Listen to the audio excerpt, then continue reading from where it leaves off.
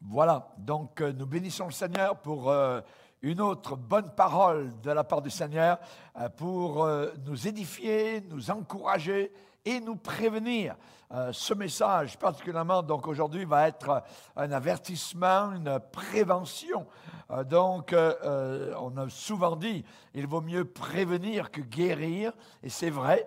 Et dans ce message-là donc c'est un appel, une sonnerie à prévenir particulièrement. Alors que le Seigneur puisse nous aider puisque le titre du message est assez particulier. Mais ça ne vient pas de moi, ça vient de la Bible.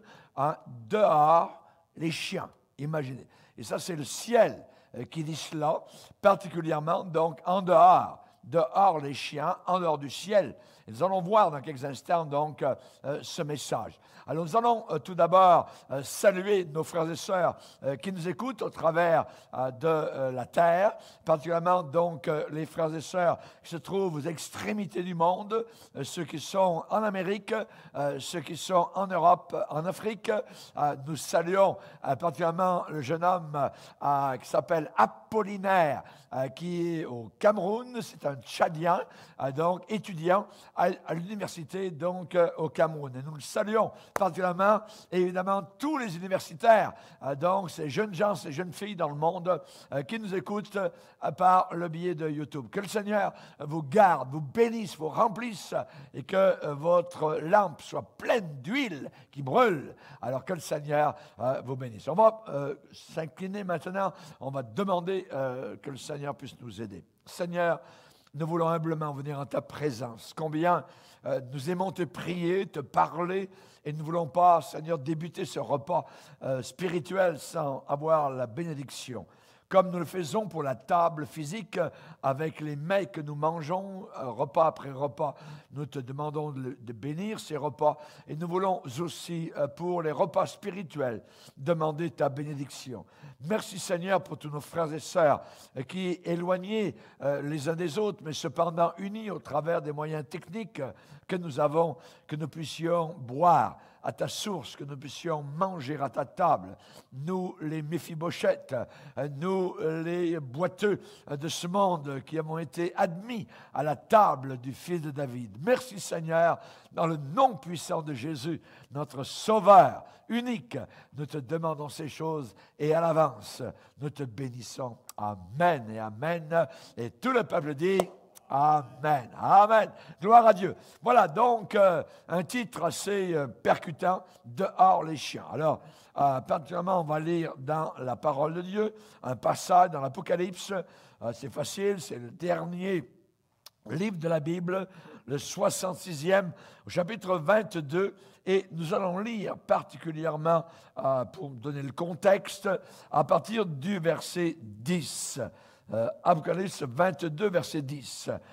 Et il me dit, ne scelle point les paroles de la prophétie de ce livre, car le temps est proche.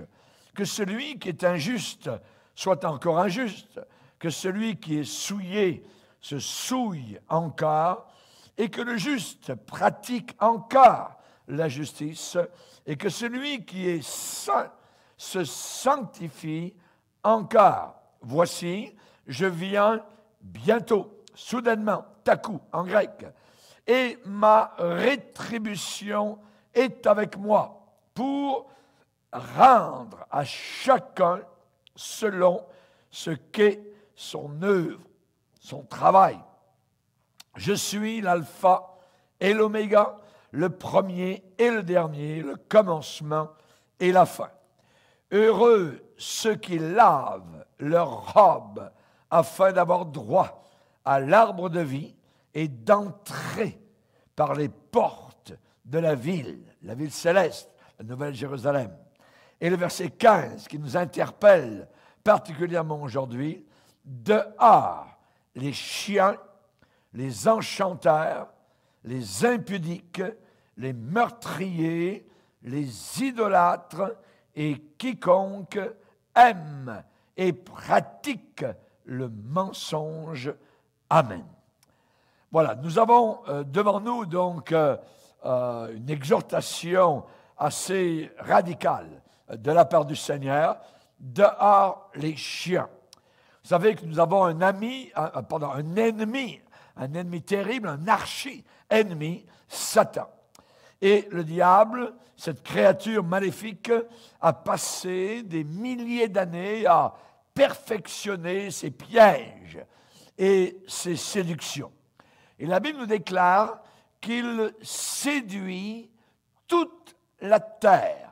Ça veut dire qu'il a la capacité de séduire, de mentir à toute la planète Terre et d'emmener les gens dans une direction totalement contraire à celle du Seigneur.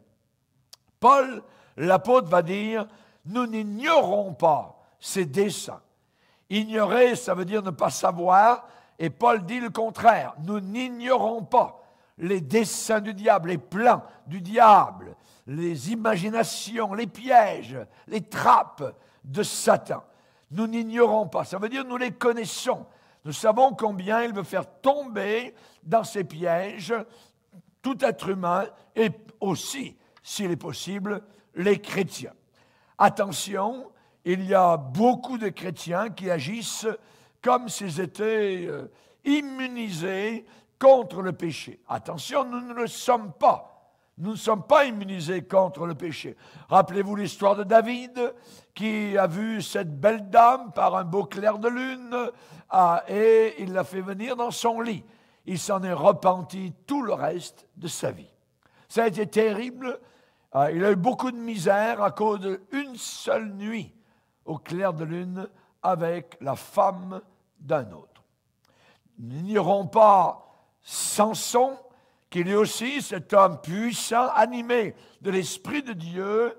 Finalement, nous le trouvons endormi sur le sein, les genoux d'une femme payée pour le séduire. Samson et Delilah. Nous connaissons tous cette histoire. Nous ne sommes pas immunisés, aucun, ni moi, ni toi, ni personne, contre le péché. La Bible a un avertissement assez terrible dans 1 Corinthiens chapitre 10, verset 12, que celui qui pense, qui croit être debout, prenne garde de tomber.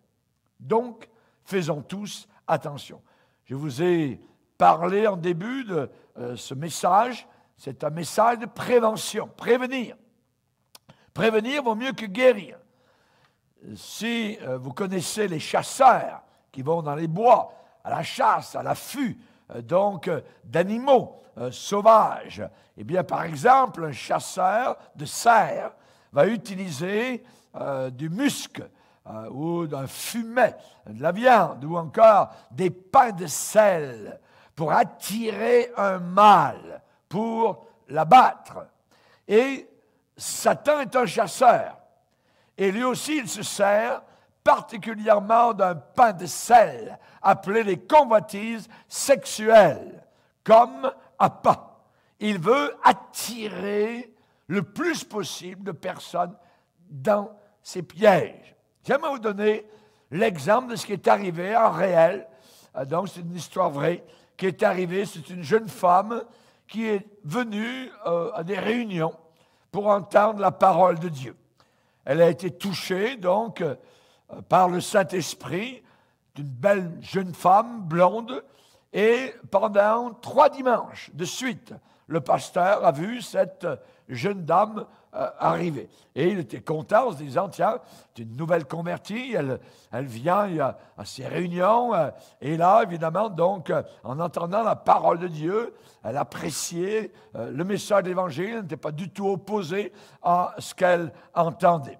Et ce qui est arrivé, c'est qu'après, le pasteur ne l'a plus vu du tout arriver à l'Assemblée. Et ce n'est que plusieurs mois plus tard, cette même jeune femme a réapparu.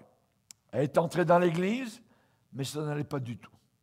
Ça n'allait pas du tout. Voilà maintenant un visage tourmenté, un air de morte sur le visage grisâtre de cette jeune femme. Les cheveux étaient en désordre, en bataille, et ses yeux étaient enfoncés et rougis. À la fin de la réunion, elle est allée voir le pasteur. Pasteur, je souhaiterais avoir continué à suivre les réunions il y a quelques mois.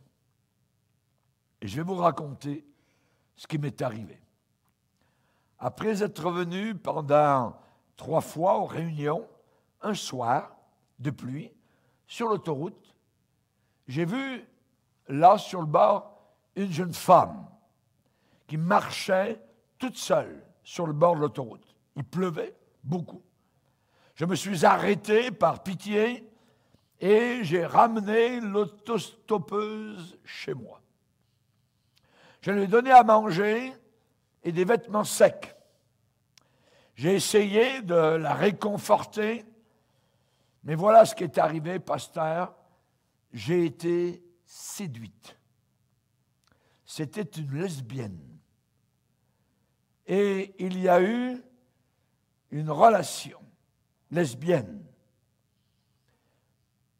avec elle. Et quand cette autostoppeuse est sortie de chez moi, elle m'a regardé et elle a dit « Je suis une sorcière ». C'était une sorcière. Elle m'a ensorcelé. Et aussitôt après qu'elle soit partie de chez moi, il y a quelque chose qui est venu sur moi, qui était très obscur, très funeste, qui s'est emparé de moi à partir de ce moment-là. Cette femme, cette jeune femme, était venue 3 fois à l'église. Mais sa vie s'est rapidement désagrégée. Et en se laissant séduire, elle a eu cette relation lesbienne avec cette sorcière. Cette jeune femme qui venait d'entendre 3 fois l'évangile, la parole de Dieu, maintenant avait ouvert sa vie à l'oppression démoniaque. Et les esprits diaboliques, méchants, impurs, ont commencé à l'attaquer. Elle a raconté au pasteur tout cela, même au milieu de la nuit, en traversant les murs de sa chambre. Elle n'arrivait pas à dormir, impossible à dormir. Elle était tourmentée quasiment continuellement. Elle a commencé à perdre l'appétit, elle a raconté cela. Elle a perdu même tout désir de prendre soin d'elle-même. Elle s'en fichait. Qu'est-ce qui s'est passé? Je vais vous le dire. Ce qui s'est passé, c'est que Satan a vu que cette jeune femme était toute prête à recevoir Jésus-Christ, à être sauvée, à l'accueillir, à l'accepter dans son cœur, en venant plusieurs fois à l'église. Elle était venue 3 fois à l'église. Et Satan a vu cela. Et ce qui est arrivé dans l'arrière du rideau, c'est que Satan a commencé à parler à ses esprits, à lui, méchants, impurs. Et il leur a commandé de concocter un plan, de mettre un piège en place pour que le ciel devienne de l'airain ardent au-dessus de sa tête. Résultat, cette jeune femme a failli perdre son âme et peut-être sa vie. Elle est revenue des mois plus tard à l'église. C'était pour elle, à ses yeux, l'unique, le seul endroit où elle savait trouver de l'aide spirituelle. Elle est venue, elle est revenue, elle a voulu être libérée. Il y a eu de sa part une prière authentique de repentance et elle a reçu Jésus-Christ dans son cœur comme son sauveur. Et à partir de là, la bataille a commencé et la puissance du Saint-Esprit a jailli au travers de cette prière qui a été faite. Le pasteur a prié intensément, un pasteur rempli du Saint-Esprit, Et le flot de l'esprit a coulé vis-à-vis de cette bataille qui semblait vouloir recommencer avec les puissances diaboliques. Mais au travers de cette prière, eh bien, la puissance de Dieu a jailli comme un fleuve. Et les puissants démons impurs ont été chassés de cette femme. Ensuite, la jeune femme a renoncé à tout lien avec ce monde des ténèbres. Elle a été libérée. Juste pour vous dire une chose. Le Seigneur dit, dehors les chiens. Dehors ceux qui vivent comme les chiens. Ceux qui vivent de manière impudique. Et j'aimerais vous parler de la sexualité. Aujourd'hui, nous vivons dans un monde qui n'a jamais été aussi impur. Et pendant la période du coronavirus, les canaux d'impureté, de saleté ont été remplis jour et nuit pour se déverser comme un volcan impur sur le monde entier. La Bible dit « dehors les chiens ». Ça veut dire en dehors du ciel, en dehors du paradis, en dehors d'une éternité. N'oubliez pas que c'est l'éternité. Et quand on est en dehors, ce n'est pas pour quelque temps et ensuite on va de nouveau intégrer le ciel. Non, dehors, c'est fini. Donc, on a besoin d'un avertissement, d'un son de trompette clair. Et j'aimerais vous parler particulièrement à vous qui êtes mariés ou qui envisagez le mariage. La Bible dit de s'attacher à sa femme.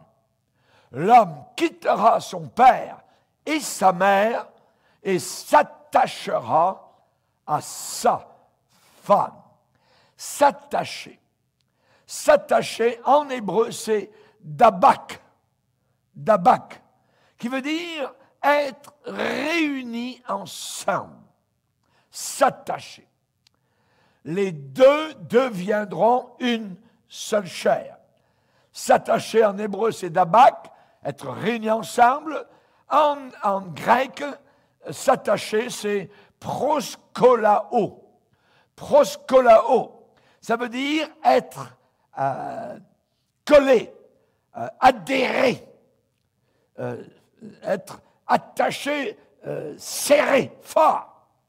On parle là d'une profonde intimité. S'attachera à sa femme. Proskolao. Pros en grec, ça veut dire vers. En avant, vers. Il y a une pensée vectorielle, directionnelle, qui est donnée là par le mot grec pros, vers. Et kolao veut dire coller. Dieu a créé l'homme et la femme dans le mariage proskolao. Ça veut dire fusionner dans une union sexuelle. Ce que Dieu a voulu, lorsqu'il a créé l'homme et la femme, qu'il a amené donc Ève vers Adam, c'est pour qu'il y ait une fusion, que leurs esprits, et n'oubliez pas, leur corps, les deux, les esprits et les corps des deux personnes fusionnent dans une intimité spirituelle et physique. Quand Dieu créa l'homme et la femme et qu'il leur a demandé de vivre ensemble, de communier ensemble, d'être intimes ensemble, on parle là, ce que Dieu voulait, c'est une implication entière, totale de notre être entier. Corps, âme et esprit. Parlons des accouplements. Dehors les chiens. C'est ce que Dieu dit. Si on parle des animaux qui s'accouplent, c'est totalement différent d'un homme et d'une femme mariée dans les liens du mariage. L'accouplement d'animaux, ce n'est pas pro-kolao, c'est simplement kolao. Il n'y a pas pro. Il n'y a pas face à face. Il n'y a pas vis-à-vis. L'accouplement animal de deux animaux, c'est seulement et uniquement un accouplement physique. Les chiens, les chats, les chevaux, les autres animaux passent avec nonchalance d'un partenaire à l'autre pendant la période des accouplements, la période des amours. Même si, pour certaines espèces, il y a un seul partenaire à vie. Cependant, ils vont procréer par le biais de kolao, pas pro, pas vis-à-vis, pas face à face, juste kolao. Donc un acte sexuel sans aucun effet spirituel. N'oubliez pas ce que la Bible dit. Dehors les chiens. L'accouplement animal. Dehors du ciel. Un homme ne reçoit pas, je dirais uniquement de sa conjointe qu'il a épousée, une libération physique lors de la relation maritale. Mais l'homme, le mari, reçoit en même temps quelque chose de spirituel, un rassasiement, une satisfaction, un remplissage spirituel dans l'union avec son épouse. Il reçoit un rafraîchissement, un bonheur, une satisfaction dans le cœur, dans l'union avec son épouse. Qu'est-ce que la Bible dit?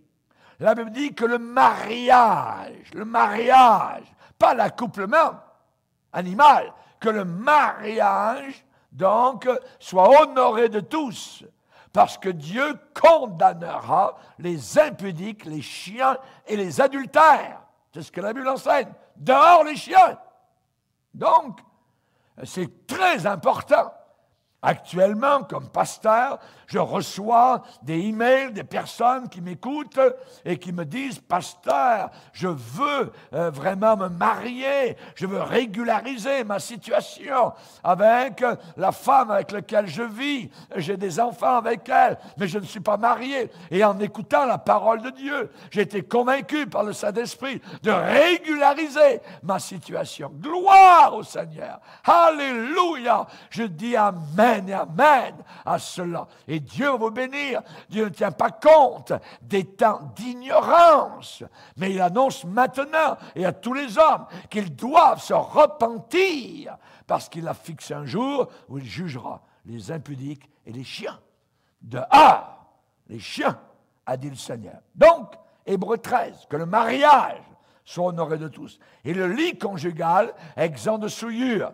On ne parle pas ici de choses à faire ou ne pas faire durant la relation entre mari et épouse. On parle simplement qu'il n'y ait personne d'autre que le mari et l'épouse dans la chambre à coucher. C'est cela, donc, que le Seigneur condamne. Que le lit conjugal soit exempt de souillure. C'est une tierce personne qui arrive, là, il y a souillure. Raison pour laquelle Proverbe, chapitre 5, nous dit « Bois les eaux de ta citerne, pour toi seul, hein, que ta source soit bénie, fais ta joie de la femme de ta jeunesse, en tout temps, sois enivré de ses charmes, sans cesse épris de son amour. » Voilà ce que le Seigneur demande. Maintenant, dans la relation sexuelle entre un mari et son épouse, eh bien, la femme, elle, hein, si le mari reçoit, je dirais, une joie, un remplissage, une satisfaction dans son cœur, qu'est-ce que la femme reçoit? Eh bien, elle reçoit un profond sentiment de sécurité. De sécurité qu'elle tire de l'amour de son mari. La femme est rassasiée grâce à l'intimité qu'elle a avec son mari. Son mari est son protecteur, voyez. Et l'acte sexuel est très personnel, il est agréable et ça fait partie du plan de Dieu. C'est Dieu qui l'a inventé, c'est Dieu qui l'a voulu ainsi. Il n'est pas bon que l'homme soit seul, je lui ferai une aide, donc une épouse qui puisse le compléter. Et nous voyons déjà cela dans Genèse chapitre 2. Alors attention à des hommes qui sont sans aucun contrôle. Attention. Qui sont comment? Qui sont kolao en grec, qui veut dire comme des bêtes. Ça veut dire des hommes qui violent le plan de Dieu. Ces gens-là vont subir de graves conséquences. Dans 1 Corinthiens 6, versets 16 à 18, il est dit « Celui qui s'attache à la prostituée est un seul corps avec elle. Fuyez l'impudicité. » Fuyez l'impudicité. Attention aux luttes et aux désirs sexuels. Il est dit dans 1 Corinthiens 6, verset 18, « Celui qui se livre, qui s'abandonne à l'impudicité, pêche. » Pêche. On est en transgression. Pêche. Celui qui se livre à l'impudicité pêche contre son propre corps. Contre son propre corps. Vous savez, l'un des obstacles à la vie de prière sont les impulsions ou les pulsions sexuelles qui ne sont pas contrôlées, même chez le chrétien. Si quelqu'un cède à ses tentations sexuelles, eh bien, arrive ce que le Seigneur déclare dans Deutéronome 28, verset 23. Le Seigneur déclare que le ciel, si on désobéit, sera comme de l'airain au-dessus de nos têtes. Ça veut dire qu'il n'y a pas de pluie, il n'y a pas de bénédiction, c'est comme bloqué notre relation avec le Seigneur. Attention, dans Deutéronome 29, il est dit que certaines personnes vont essayer dans leur pensée d'arranger la chose, ainsi de suite. Et ici, il est dit dans Deutéronome 29 que personne, après avoir entendu les paroles de cette alliance contractée avec serment, se glorifie dans son cœur. Ça veut dire, on parle d'orgueil. Et ne dise, écoutez bien, que personne ne dise ça, j'aurai la paix quand bien même je suivrai les penchants de mon cœur. Non, il n'y aura pas de paix. Il n'y aura pas la paix. Quelqu'un qui suit les penchants de son cœur, voyez, cœur mauvais, cœur méchant, cœur sale, alors il n'aura pas la paix. C'est ce que la Bible enseigne. Ciel d'airain. Évidemment, si quelqu'un s'embarque dans ce domaine d'impureté et de saleté, dans ses tentations sexuelles, et s'il cède, eh bien, ça va aider le diable, ça va aider Satan à épaissir le ciel au-dessus des têtes. Alors, il y a des conséquences. Avec la marche avec le Seigneur, il y a des conséquences dans le mariage, il y a des conséquences dans les finances, il y a des conséquences jusque dans l'Église. Ça va affecter tous ces domaines-là. Job, un très bon exemple, c'est un homme de Dieu, il est cité par le Seigneur, même titre que Noé. Eh bien, dans Job, eh bien, on parle de son attitude vis-à-vis de l'impureté. Job 31 et au verset 1er.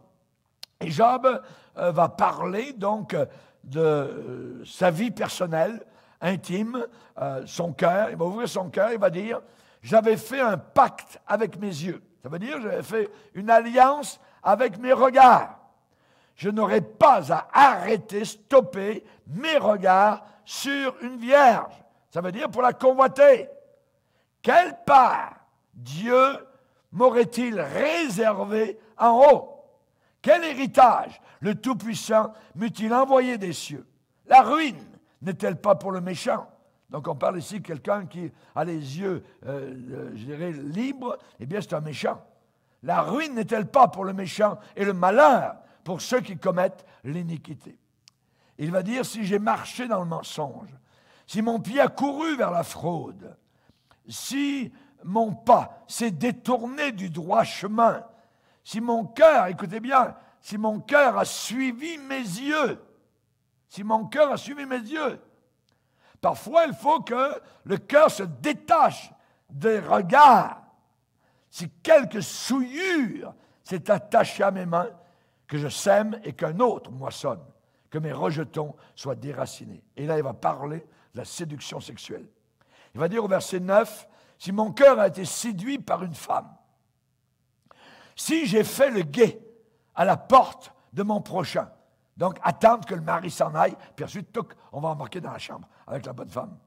Si j'ai fait le guet à la porte de mon prochain, que ma femme tourne la meule pour un autre et que d'autres personnes la déshonorent, car c'est un crime, un forfait que punissent les juges. C'est un feu qui dévore jusqu'à la ruine et qui aurait détruit toute ma richesse.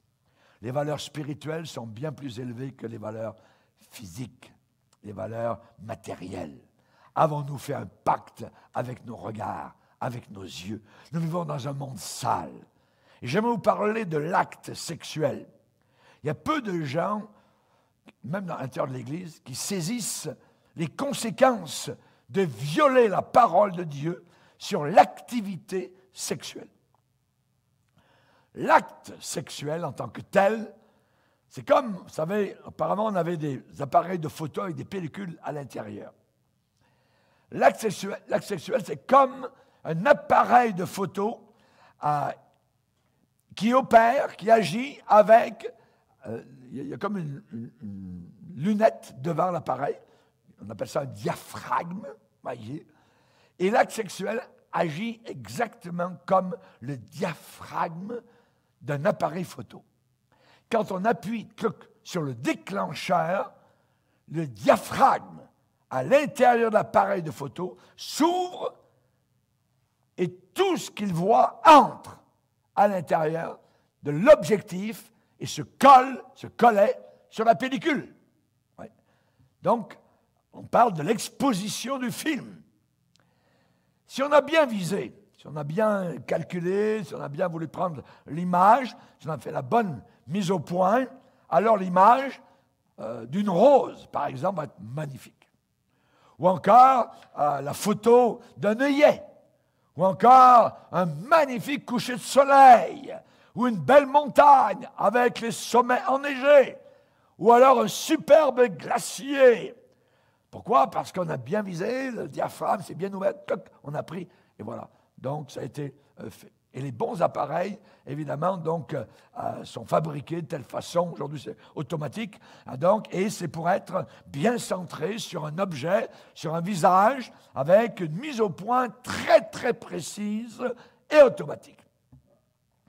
Dans les rapports sexuels, les objectifs, c'est-à-dire les viseurs, de l'homme et de la femme s'ouvrent automatiquement. Et les objectifs du mari et de l'épouse exposent, montrent ce qui se trouve dans l'autre, sur le vis-à-vis. Ça vient se coller sur le partenaire, sur la personne, soit sur le mari, soit sur l'épouse. La Bible dit qu'on devient une seule chair. Une seule chair. Avec la personne à laquelle on s'attache. Avec une prostituée, s'il y a acte sexuel avec elle, il y a une seule chair avec elle, quelle qu'elle soit. Et avec tous les autres partenaires avec elle, ça vient se coller sur votre pellicule. C'est la raison pour laquelle on peut attraper une maladie sexuelle. On peut transmettre une maladie sexuelle. Des millions de personnes ont découvert cela bien trop tard et sont descendues vers l'enfer sans s'être repentis de leurs péchés. Pensez au sida. La Bible dit « dehors les chiens ». Dehors les chiens.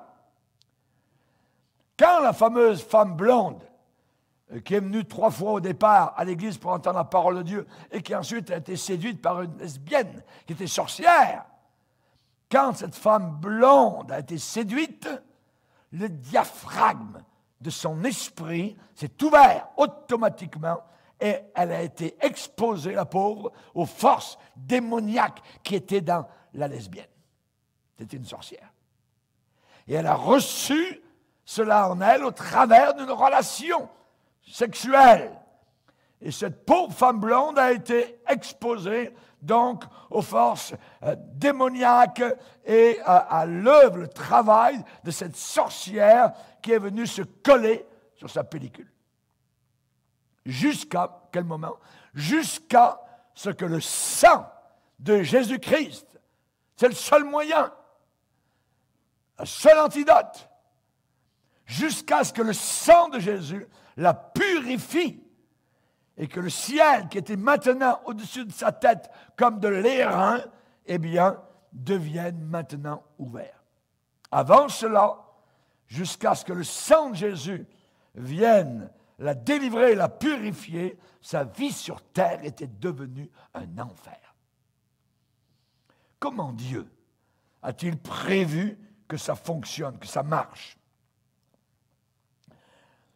Premièrement, un jeune homme et une jeune femme, normalement, doivent être fiancés avant d'être mariés.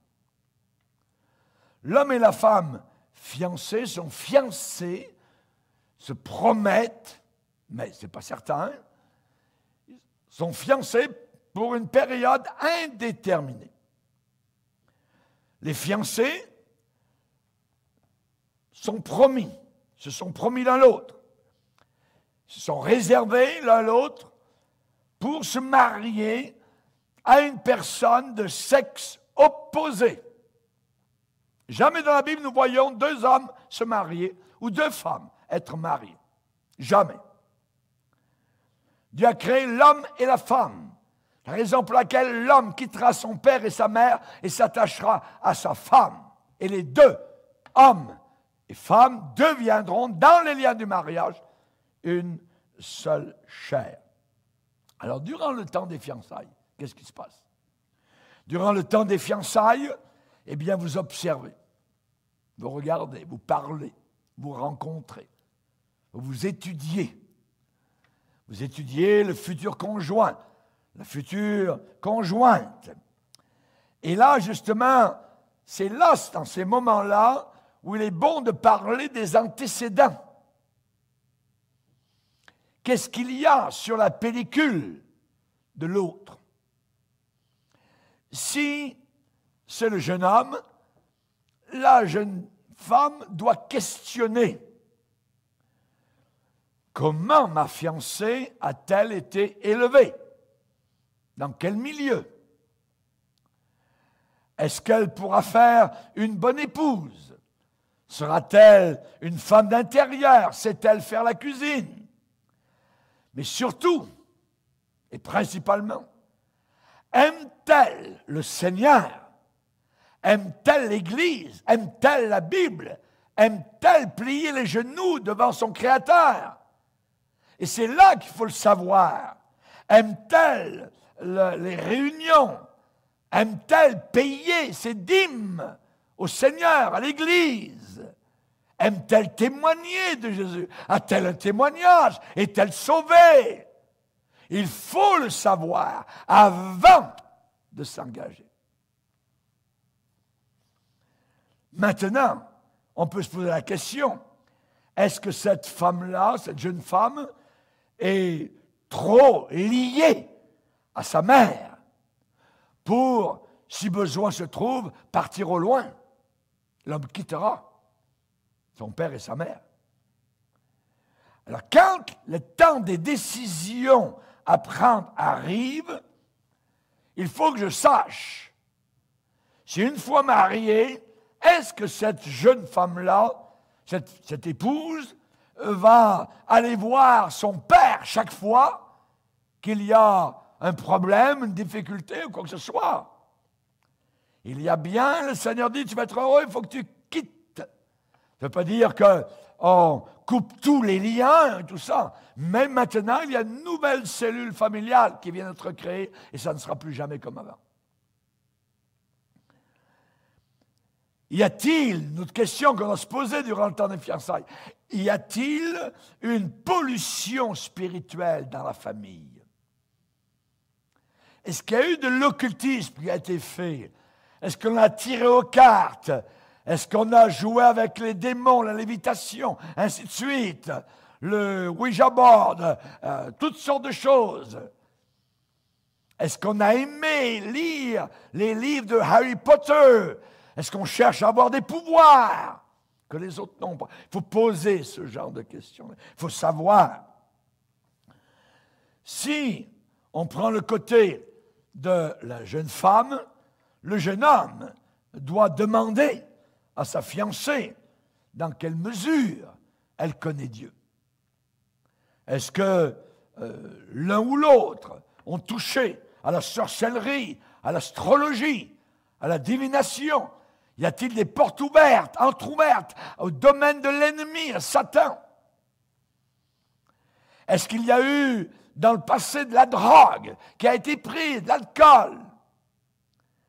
Vis-à-vis de l'éducation des enfants, est-ce qu'on veut la discipline dans la maison? Est-ce qu'on va être capable de reprendre librement les enfants lorsque c'est le temps, évidemment? La jeune femme doit se poser la question, mon fiancé sera-t-il un bon père? Sera-t-il un bon sacrificateur dans la maison pour notre bonheur familial? Est-ce qu'il va être capable d'ouvrir la Bible et de faire prier les enfants et d'enseigner la Bible à la maison, pas uniquement à l'église, 1 heure par semaine à l'église? Comment est-il? Comment sera-t-il? Alors évidemment, ce sont tous des questions que l'on doit se poser. Certains vont répondre, pasteur, c'est bien beau ce que vous dites, mais vous savez, tout ce qu'on a besoin, c'est de l'amour. Ah oui. C'est vrai que nous avons tous besoin de l'amour. Voyez. J'aimerais vous dire pourquoi ce que je viens de dire est si important. Parce qu'il y a un verset dans la Bible qui est sorti de la bouche de Dieu et qui dit « Dehors les chiens! Dehors les chiens! Ceux qui vivent comme des animaux. » Donc il est très important,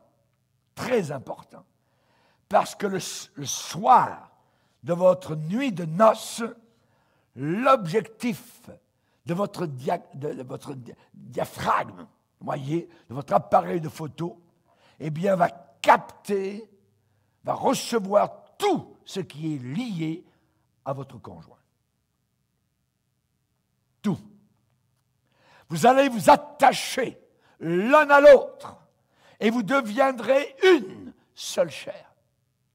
Ce que l'autre est, vous allez le devenir. Ce que vous êtes, ça va se transmettre chez l'autre. Donc, tout ce qui est dans votre esprit va s'écouler chez votre partenaire. Tout ce qu'il croit, tout ce qu'elle croit, va être relié à vous.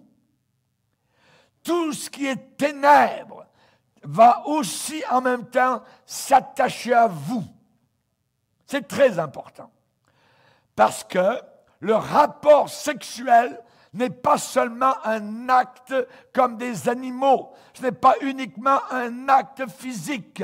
Pendant l'union sexuelle, tout en vous est transféré sur l'autre et dans l'autre. Voilà la raison pour laquelle Dieu a ordonné qu'un homme et une femme s'attachent ensemble. Voilà la raison pour laquelle la repentance et la délivrance sont primordiaux avant le mariage. Avant le mariage. Il faut vraiment le faire si vous avez connaissance d'antécédents. Mais on peut le faire et on peut ensuite venir vers la croix. Et à la croix, il est dit, le sang de Jésus nous purifie de tout péché. Alléluia. Alléluia. Chers amis, le sang de Jésus purifie de tout péché. Et le sang de Jésus va laver votre esprit de la pollution du passé. Le Seigneur parle d'un salut, pas un petit salut. Ce n'est pas un petit salut d'un soir, voyez. C'est un salut que le Seigneur nous a donné pour l'éternité. Si quelqu'un est en Christ, il est une nouvelle création. Les choses anciennes sont passées et voici que toutes choses maintenant sont devenues nouvelles. Le sang de Jésus va laver votre esprit, vos pensées, votre corps, votre âme totale, voyez, de la pollution, la saleté du passé. Mais n'oubliez jamais, dehors les chiens. Et quand vous êtes repenti de vos péchés, eh bien, c'est parce que vous avez ressenti le besoin d'un film neuf à l'intérieur de votre cœur. Un film neuf dans votre appareil photo. Alors placez toute chose mauvaise sous le sang de Jésus. Renoncez-y. Renoncez à l'astrologie. Renoncez à l'impudicité. Renoncez aux relations triangulaires. Non, non, non, non, non, non, non. L'homme et la femme, c'est juste deux personnes et de sexe opposé qui s'aiment et dans les liens du mariage peuvent donc vivre cette vie avec le Seigneur. Donc, merci Seigneur. Comment pouvons-nous vaincre Satan? Eh bien, la Bible dit, ils l'ont vaincu. Ils l'ont vaincu. Alléluia. Gloire au Seigneur. Ils l'ont vaincu par la parole de leur témoignage et par le sang de Jésus-Christ. Quand la jeune femme blonde est revenue à l'église, avec les yeux poqués, avec les yeux rouges, avec les cheveux tout en bataille, toute sale, c'est la prière de la foi qui a porté la délivrance, qui a cassé, pulvérisé les chaînes de Satan et des démons impurs. Alléluia! Celui qui est en nous est plus grand, plus fort que celui qui est dans le monde. Merci Seigneur. Alors mon ami, tu viens d'entendre la première partie d'un grand message. Ensuite viendra la deuxième partie. Seigneur, nous te bénissons. Et ce soir, aujourd'hui, Seigneur, ou ce matin pour ceux qui nous écoutent, que la puissance merveilleuse du Saint-Esprit casse, brise, pulvérise toutes les portes de l'enfer. Merci Seigneur, car c'est à toi que revient l'honneur, la gloire et la puissance. Et sur les pentes de Golgotha, Seigneur, tu es notre héros, tu as porté la croix, tu as été cloué sur la croix, et là, Satan et ses hordes de démons impurs ont été vaincus. Ah, merci Seigneur, merci Seigneur. Le lion de Juda a vaincu. Prenez courage, j'ai vaincu le monde. Merci Seigneur, tu as vaincu le monde. Merci Seigneur, à toi soit toute la gloire. Et maintenant, cet instant, délivre ceux et celles qui sont pris dans des liens impurs et que la grâce de Dieu leur soit accordée.